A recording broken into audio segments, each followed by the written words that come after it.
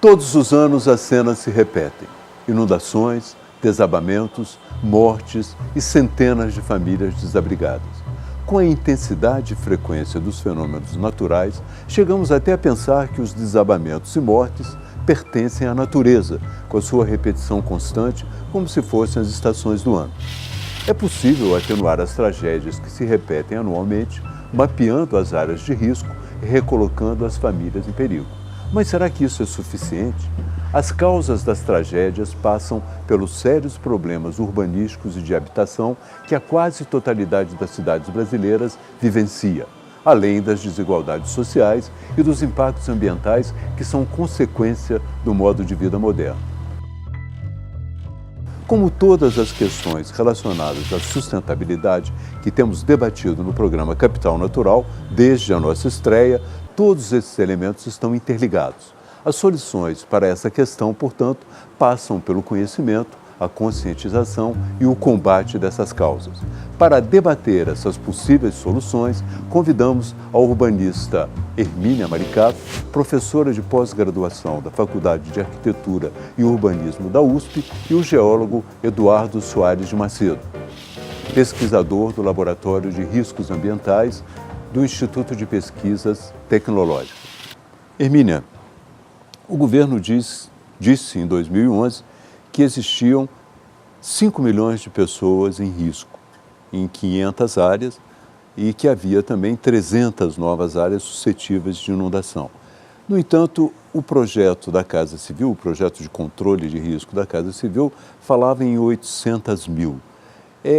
Qual a visão que nós temos desse número no Brasil e até que ponto o problema é sério no país? Como, com a sua experiência, você vê o conjunto do problema no país? O problema é sério, sem dúvida nenhuma. Nos últimos 40 anos, que é o período que eu tenho acompanhado, ele tem aumentado exponencialmente. Há uma recorrência agora que já faz parte da agenda, não é? Agora, a questão central, eu fico me perguntando por que ela é tão invisível, se ela é tão clara, não é? Existe uma disputa pela localização das pessoas na cidade. E parte da população brasileira, nós vivemos numa sociedade extremamente desigual, parte da população ela é expulsa para fora da cidade. Qual é essa parte? Belém é mais de 50% da população. Cidades como São Paulo, Curitiba, isso chega em 20% da população. Cidades como Salvador, Belo Horizonte, Recife, mais de 40% da população. Essa população que não entra na cidade formal, legal, que vai lá morar nos lugares adequados, que são aqueles lugares onde você não tem risco de desmoronamento, as construções são bem feitas, essa população vive em constante risco. Um deles é o de desmoronamento nas épocas de chuva, o outro é de enchentes. E a questão central está no acesso à terra legal, à terra urbana. A cidade é um ponto de disputa fortíssimo nesse sentido. Por que parte da população pobre vai parar em área de proteção ambiental? Nós temos só no sul do município de São Paulo, nas áreas de proteção dos mananciais, que é a água específico aqui que é a água que nós bebemos, isso é geral, mas eu estou citando um caso, nós temos entre 1,5 milhão a 2 milhões de pessoas. Vocês vão falar, bom, mas afinal quanto? É 2 milhões ou 1,5 milhão? Depende do organismo que está te dando a informação. O fato de você não ter uma informação rigorosa mostra como o Estado no Brasil tem pouca preocupação em resolver o problema. Porque se você tem 2 milhões ou 1,5 milhão de pessoas em área de proteção dos mananciais, no município, na região metropolitana de São Paulo, é uma metrópole que está fora da lei. Claro. É uma metrópole. Na verdade, todos estão em área de risco, todos estão sob risco. Exatamente. Pega o pessoal que está nas áreas de risco da Serra do Mar. Hoje, um dos lugares mais aceleradamente ocupados ilegalmente no estado de São Paulo é a Serra do Mar, que é um lugar protegido por lei. Então, o povo pobre não tem entrada na cidade legal. Ele não. Olha, agora, nós temos financiamento habitacional? Temos. Mas quanto aumentou o preço dos imóveis em São Paulo? Em 3 anos, de 2009 a 2011, a 2012, 150%. No Rio de Janeiro, 180%. Então, a área de proteção dos mananciais e as periferias, elas estão numa nova fronteira. É por isso que existe área de risco, é por isso que existe favela. E a questão da terra no Brasil é muito séria. Eduardo, você como pesquisador experiente já no campo, como é que você definiria uma área de risco? Nós temos já um consenso sobre o que é a área de risco? Tem um consenso. A área de risco ela se forma quando você tem as condições naturais propícias ou ao deslizamento, no caso do Brasil, ou ao deslizamento ou à inundação. Então isso é natureza, a natureza já propicia que isso aconteça. E aí você tem um morador que em geral é um morador de baixa renda, com todas essas características que a Hermínia mencionou, que vai morar exatamente nesse lugar. E esse lugar sobra porque ele é ruim. Porque o mercado imobiliário não se interessa a princípio por ele. Ele não tem um valor de venda. E ele sobra então para essa pessoa. Então quando você tem um lugar que já não é bom naturalmente, então uma encosta muito inclinada, a questão da água, você tem um solo pouco espesso, uma alta infiltração, uma beira de rio, uma planície de inundação muito larga, automaticamente isso aí sempre vai ter inundação ou deslizamento, isso é natural.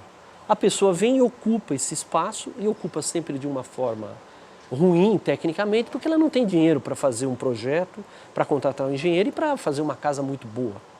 E aí você junta essas duas coisas e isso é uma área de risco. Ou seja, a maioria, boa parte das áreas de risco brasileira é gente pobre morando onde não deveria estar morando ninguém. Essa é uma questão. Aí retomando um pouquinho do que você perguntou, Hermínia, eu acho que, eu escrevi isso um dia desse, eu acho que a política nacional, ela sofre de uma certa miopia, ela enxerga bem de perto e ela enxerga muito mal de longe, ela não enxerga a cidade daqui a 20, 30, 50 anos. A gente não está planejando para isso. Hoje, se você olhar, boa parte das políticas, ela está voltada para a área de risco que existe. Aquela área de risco que está ali, que você está olhando. Então fala, não, vamos tirar as pessoas dali e colocar numa área, num conjunto habitacional. Vamos fazer um muro, vamos fazer isso aqui. Só que todos os dias você tem uma área de risco nova. Surgindo. Todos os dias.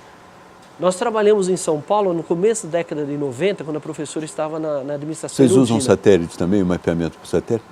Usamos pouco, porque as favelas elas aparecem pouco nas imagens satélites e a imagem é muito defasada. Se você for numa área de risco hoje, daqui a um mês, você tem 10 casas a mais. Então eu preciso ficar atualizando. Eu trabalho com fotografia de helicóptero. Né? Mais rápido, mais barato e mais eficiente para esse tipo de coisa. Mas em 99 eu trabalhei com 90 áreas de risco em São Paulo, em 90. Em 2003 foi 210. Em 2010 eu fiz 407. Que são as áreas piores para deslizamento, não estou nem contando inundação. Ou seja, as áreas estão aumentando, Fernando. Né? E isso está se multiplicando no Brasil inteiro.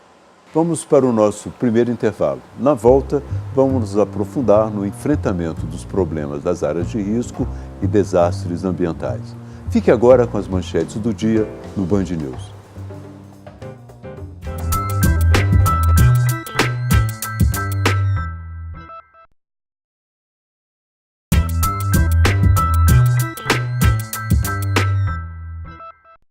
Estamos de volta com o programa Capital Natural, que essa semana discute o contexto de áreas de risco e desastres ambientais no Brasil. Para esse debate, estão conosco a urbanista Hermínia Maricato, da USP, e o geólogo Eduardo Soares, do IPT. Não existe solução para um problema desse nível sem informação e, principalmente, conscientização. Depois dos desastres ambientais em Santa Catarina, em 2008, o governo instituiu um programa chamado Percepção de Risco, que busca atuar justamente na conscientização. Vamos ver agora trechos de um documentário que foi feito como parte dessa campanha de conscientização. A humanidade e o mundo contemporâneo estão correndo sérios riscos. O risco maior vem através do grande experimento geofísico sem precedentes na história da humanidade, que é o experimento que nós estamos fazendo em mudar a composição da atmosfera, injetando todos os anos bilhões de toneladas de gases, chamados gases de efeito estufa, gases que provocam aquecimento da superfície, da baixa atmosfera. Eu creio que o nosso despreparo é assustador diante disso, porque se pensa muito em mudanças climáticas, por exemplo, em termos de o que vai acontecer ou o que pode acontecer e não do que já está acontecendo, que já é grave, né? Esses desastres climáticos, eles vêm subindo a cada década, hoje são dezenas de milhões de pessoas afetadas a cada ano por mudanças do clima. A questão das enchentes, né, no Vale do Itajaí, grandes enchentes, elas são históricas, né? Então, quando chove muito, naturalmente essa água aumenta e já ocupava e causava inundações. Começou a virar um desastre, né, de influência humana, em proporções muito maiores por conta do desmatamento, aliado com a ocupação dessas áreas, que sempre foram inundadas. Então, as pessoas vão atrás do desastre, na verdade. Vale a pena construir ali onde é possível de inundação? Reduzir a pobreza talvez seja o principal fator para a redução do risco de desastres naturais, em termos mundiais, em termos brasileiros também. Pensar o desastre como o resultado, né, de um processo de exclusão social. Construir uma comunidade mais segura, construir uma comunidade com esta cultura de prevenção, significa começar a dar acesso à informação sobre o risco e construir alternativas de convivência com ele, né? As reuniões da Convenção do Clima têm falado muito em duas coisas, em mitigação e em adaptação. Mitigação no sentido, como é que você vai fazer para reduzir esses impactos? Segundo, como é que você vai fazer para se adaptar aos impactos que você já tem? Eu particularmente não acredito que haja outra possibilidade de construção de uma política pública, seja ela de defesa civil, de saúde, de educação, de assistência social, que não integre a participação comunitária. Então, um desastre acontece quando há vulnerabilidade. Você, eu, todas as pessoas que moramos neste planeta, o que nós temos que fazer é nos informar.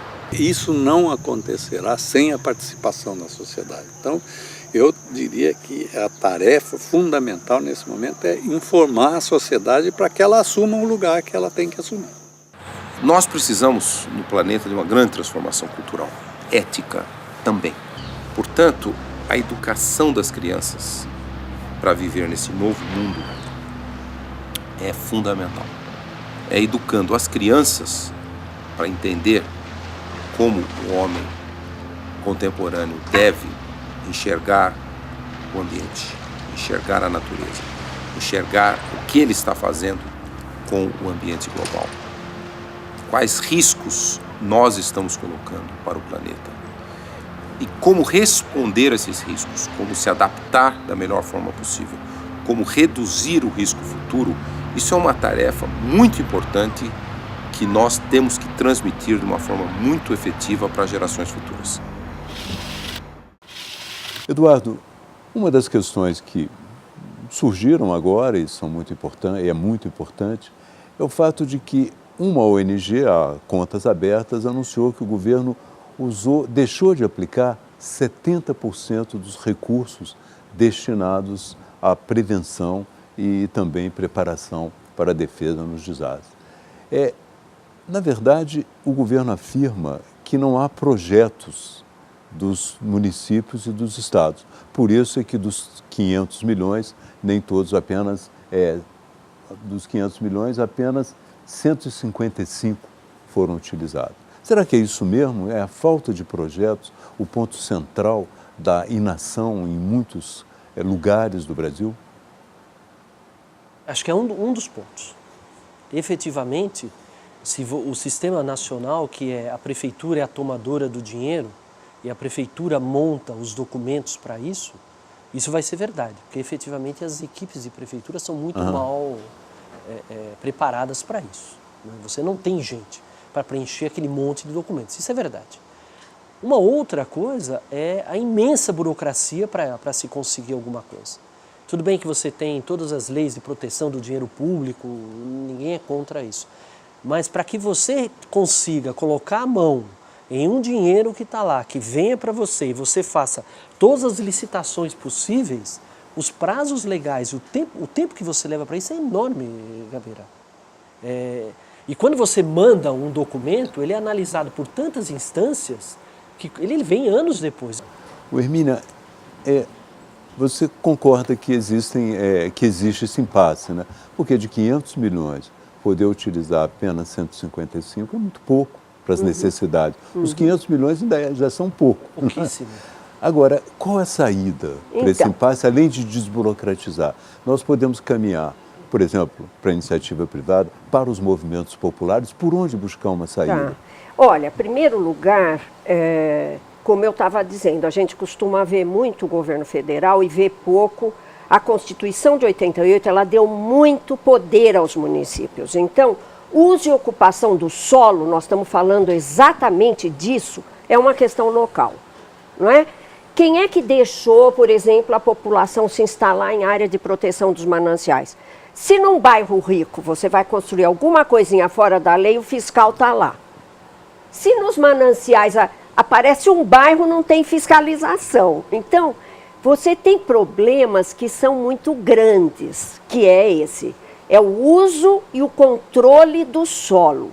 Como é que se faz? É através da lei. E lei o Brasil tem. Lei o Brasil tem. Plano e lei não faltam. Só que ele não é aplicado. Porque para eu evitar que... Eu costumo dizer que o trabalhador não evapora depois da jornada de trabalho. Ele tem que morar em algum lugar. Agora, pensa bem aonde ele vai morar, não é? Não adianta a gente dizer que uma cidade não é só uma soma de obras. Isso é um pouco o pensamento corrente, até porque, desculpe dizer isso, obra tem a ver com financiamento de campanha. Então... Não precisa desculpar, não, todos sabiam. Mas então, hoje não se fala em política urbana. Política urbana virou uma soma de obras, não é? Quem vai construir o quê?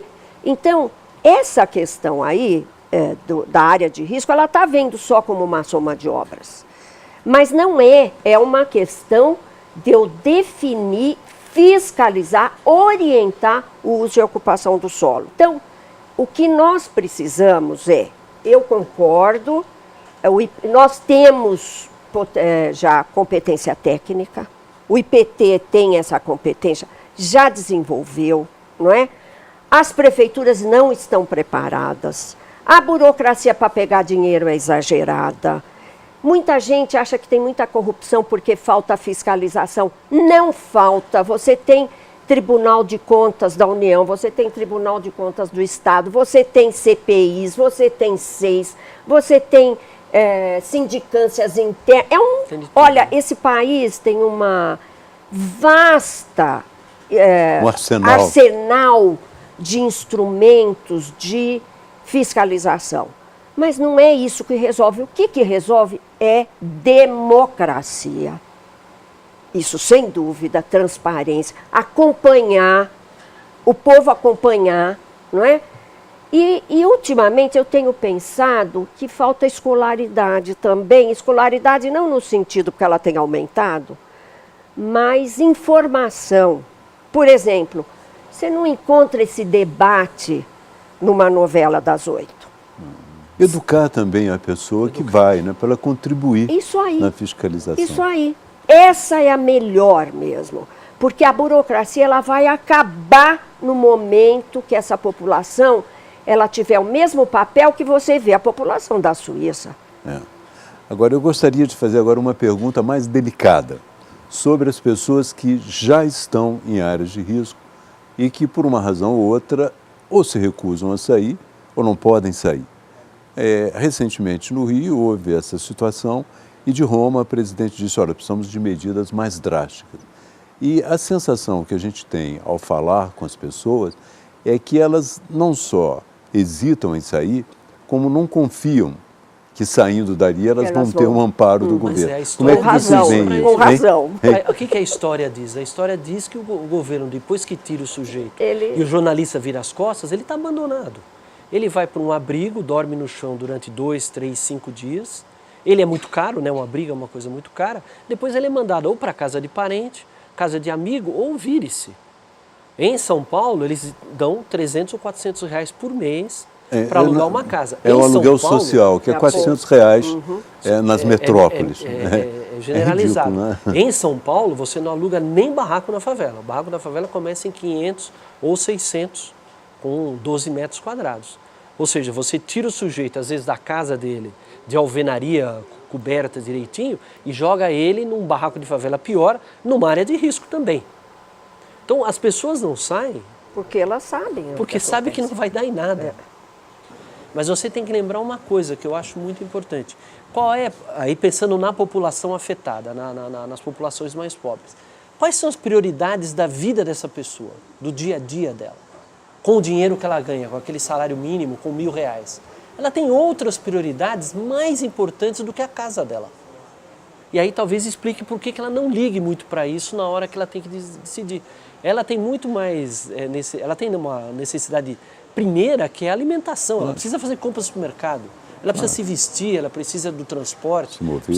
Ela quer mandar o filho para a escola, então ela precisa dar toda aquela contribuição, precisa comprar sua TV, porque ela precisa de um pouco de lazer.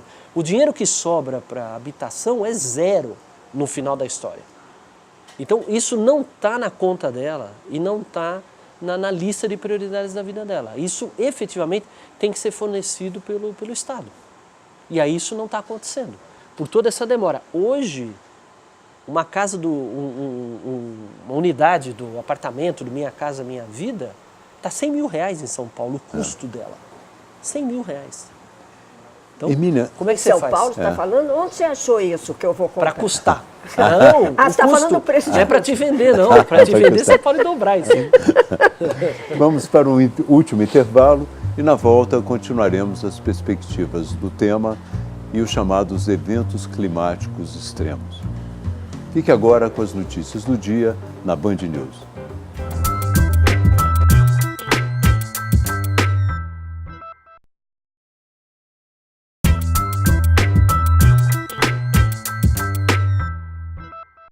Estamos de volta com o programa Capital Natural, que essa semana discute o contexto das áreas de risco e desastres ambientais no Brasil. Eduardo, uma pergunta que para mim é uma pergunta também muito importante. Em 2008, em Santa Catarina, nós tivemos 930 mil pessoas afetadas e 135 mortes. Em 2010, no Rio de Janeiro, no Morro do Bumba, nós perdemos 48 pessoas. Depois, em 2011, perdemos no Rio de Janeiro mais de 900 pessoas em grandes desastres. O que esses acontecimentos, na sua opinião, têm em comum? O que nós podemos extrair de conhecimento, de previsão comum sobre esses acontecimentos? Você acha que, de uma certa maneira, as mudanças climáticas podem não ter influenciado, mas elas revelam uma certa vulnerabilidade? Os 3 eventos, e você poderia incluir mais alguns aí, todos foram causados por chuvas extremas, eventos extremos de chuva, que é uma das consequências que o pessoal do IPCC, do painel internacional, propõe como sendo consequência da mudança climática. Efetivamente, esses eventos foram causados por chuvas absolutamente fora do padrão. 500 milímetros em 3 dias, 450, tanto Santa Catarina 2008 como o Rio de Janeiro 2011. Não tem a menor dúvida. A questão de um mês e meio, nós tivemos Cubatão. Cubatão, que teve aquela morte no túnel, né? Foi 115 milímetros em 1 hora, que é uma chuva absolutamente espetacular. Eu acho que tem tudo a ver com isso, mas eu tenho dúvida se isso aí é mudança climática ou não. Também Essa é uma dúvida que eu sempre Nós tenho, também não temos. consegui resolver com Não isso. afirmamos, mas o Acho que eu que queria... só a história vai que eu dizer queria isso pra dizer é o nós, seguinte, né? nós já somos vulneráveis. Com as Agora, mudanças climáticas, exato. Vai que- ficar pior, vai É. ficar pior. Se confirmar, eu não tenho dúvida que vai ficar pior. E o que eles dizem é, região sudeste do Brasil, maior número de evento extremo. Talvez a chuva no total seja a mesma, mas o maior número de eventos extremos. É exatamente o evento extremo que causa esse outro evento extremo, que é esse deslizamento e inundação generalizada. Essa dúvida eu não tenho. Agora, tem o cotidiano. Quando se discute que vai piorar, eu fico pensando, mas nós temos um passivo, Já. não é? Mas é isso que eu mencionei, que a gente é míope nessa história. É. Nós estamos falando do que existe hoje, só que isso está aumentando e daqui 50 anos nós vamos estar com milhares de áreas de risco, não são centenas, é milhares de áreas de risco, e nós vamos estar discutindo, espero que não nós, né? Nossos netos talvez estejam discutindo a mesma história. Desde que né? eles sobrevivam. Desde que sobrevivam. Como na maioria das questões ligadas à sustentabilidade, tudo está, de uma maneira ou outra, conectado. Basta ligar os pontos e perceber desigualdade social e ocupação desordenada do solo, excesso e descarte inadequado de lixo, impermeabilização e enchentes, desastres ambientais, remoções inadequadas e surgimento de novas áreas de risco. A atuação do poder público, por outro lado, em geral, pauta-se por pouca preocupação sistêmica, até por conta da necessidade de respostas rápidas. Felizmente, existem exceções, e o programa Capital Natural foi conhecer uma delas.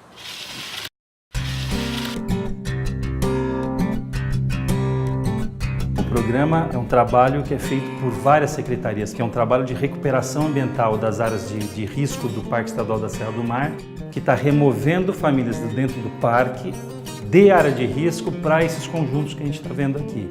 O programa atende, no primeiro momento, no município de Cubatão, 5.350 famílias. A ideia do governo do Estado de São Paulo é a remoção, a erradicação de famílias em área de risco no litoral paulista, que é uma das áreas mais suscetíveis, junto com as regiões metropolitanas de São Paulo. Esse empreendimento está dentro de um dos bairros mais valorizados de Cubatão, está dentro de área urbana, o que, apesar de gerar um custo maior na aquisição do terreno, gera economias significativas em termos de transporte, em termos de infraestrutura urbana. Esse projeto foi pensado justamente, inclusive, como um bairro, não só como um condomínio, e trouxe junto com ele várias obras de infraestrutura, como escolas, como creche, como posto, batalhão de polícia que vai ser construído agora aqui na região, e diversas áreas de uso público e comunitário. Cada bloco de 2 ou 3 edifícios desse forma um pequeno condomínio que tem a sua própria estrutura. Isso para facilitar a convivência e organização dessas famílias que vêm basicamente dos bairros cota aqui na cidade de Cubatão. Então esse bairro aqui é o bairro Cota 200, que das 2.300 famílias que estão cadastradas aqui vão ficar apenas 700 famílias. Essas 700 famílias estão sendo beneficiadas com diversas obras de infraestrutura, desde captação de esgoto, fornecimento de água, energia elétrica e também a questão de contenção, que é o principal, considerando a região que a gente está, que é região de encosta, com uma declividade bastante acentuada e de alto risco de deslizamento. Cada uma das casas aqui foi georreferenciada e foi feito o cadastramento das famílias, isso no início do programa. E isso é que serve de balizamento para atendimento e inclusive para identificar também novas ocupações. Da área que vai ser urbanizada, é interessante a gente ver aqui a questão da perimetral, que é o critério físico que nós adotamos nesse projeto para identificar e evitar novas ocupações, evitar futuras ocupações. Tudo que ficar de fora dessa perimetral, dessa pista, vai ser transformado, vai ser incorporado ao Parque Estadual da Serra do Mar, ou seja, vai ser área de preservação permanente e com isso também facilita ações do Estado no sentido de remover as famílias que ocupem essas áreas de maneira irregular. E até agora a gente conseguiu, graças ao trabalho social, remover todas as famílias sem nenhuma reintegração de posse, sem nenhuma ação mais pesada do Estado, sempre através do convencimento, sempre através da adesão dessas famílias ao programa. Então esse trecho aqui, todo vai ser feito, vai ser reconstituída a Mata Atlântica, vai ser recomposta a vegetação original aqui da Serra do Mar. Então você vê que você pega na borda, já tem regeneração de mata, e aqui tudo, cada platôzinho desse era um monte de casinhas que tinha aqui. Aqui barraco, casa de alvenaria, igreja, tinha tudo aqui. E aqui foi removido e aqui a gente já está fazendo esse trabalho de recuperação ambiental. A Fundação Florestal, que é responsável pela conservação e pela preservação das unidades de conservação, está muito preocupada, e isso foi uma preocupação que surgiu inclusive muito com a discussão que é feita com a comunidade do que vai acontecer nesses bairros após o Estado sair. Um dos trabalhos que a gente tem aqui chama-se Arte nas Cotas, que é um trabalho que é uma oficina que é administrada pela própria CDHU, que dá educação no sentido aqui, é uma ação mais no sentido de mosaico, de pintura, de estêncil. A Prefeitura de Cubatão contratou esse grupo de artífices, de artesãos, que são oriundos desses bairros, dessas áreas de urbanização, e eles foram contratados para fazer toda a arte do Carnaval de Cubatão, do município de Cubatão. Então, já é uma prova de que esse trabalho já começou a render frutos no sentido de gerar renda para essa população. E aqui tem um exemplo também no Cota 200 bastante interessante, que é o Nesdel, que é um núcleo onde foi formado, onde foi estruturada uma cozinha industrial que passou a produzir produtos típicos aqui da população de Cubatão, que se vendia antigamente quando a Anchieta tinha aqueles problemas de congestionamento, se vendiam cocadas, queijadinhas, vários produtos que eram feitos de maneira dispersa aqui pela população, era um complemento de renda da população dos bairros Cota. Com essa cozinha industrial, entre aspas, que foi implantada e com treinamento dessas pessoas, isso passou a ser produzido de maneira comercial. Nessas discussões com a comunidade surgiu a possibilidade de se implantar nas antigas casas da Dersa um museu que conta a história da implantação da Via Anchieta, que é o polo gerador desses núcleos, os canteiros de obras, as ocupações irregulares, o crescimento desses núcleos ao longo dos ciclos econômicos que nós tivemos nos últimos 50, 60 anos, e a partir agora do programa Serra do Mar, a remoção das famílias em área de risco, a redução desses núcleos, a urbanização e a transformação disso numa área urbana, de fato, com toda a infraestrutura, com todas as questões de cidadania, né, que essas pessoas que estão aqui vão ter acesso agora, inclusive a segurança física de estar numa área onde houve uma redução significativa dos riscos, né, por deslizamento que a gente tem aqui na Serra do Mar.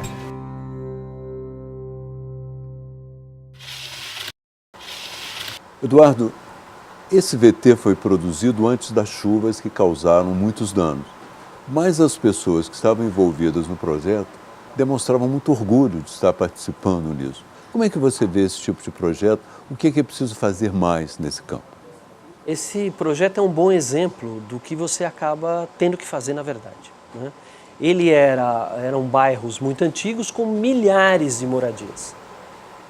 Ele começou com o mapeamento das áreas de risco, teve o trabalho de convencimento das pessoas que teriam que sair, porque saíram 5 mil famílias e ficaram 700, né? Então pouquinho mais, menos de 20% foi efetivamente mantido no local, né? E ao final dos trabalhos, com a construção do bairro fora das áreas de risco, aquelas pessoas que ficaram têm todo um trabalho para que elas tenham renda e acabem não saindo de lá. Esse é um projeto que é um ótimo exemplo, só que ele levou quase 10 anos para ficar pronto. E é disso que nós estamos falando. Se a gente ficar esperando levar 10 anos para um bom projeto ficar pronto, daqui 30 anos nós estamos com o dobro de áreas de risco e as pessoas estão todas lá ainda. Eu acho que a gente precisa ter coisas mais rápidas. E a ideia é exatamente essa, você tira algumas pessoas, outras ficam, só que você dá boas condições para elas ficarem. Não só as boas condições físicas, quer dizer, a qualidade de vida, uma boa, ambientalmente correto, com água, luz, recolhimento de lixo, mas também condições de renda, de educação, para que elas fiquem bem, né?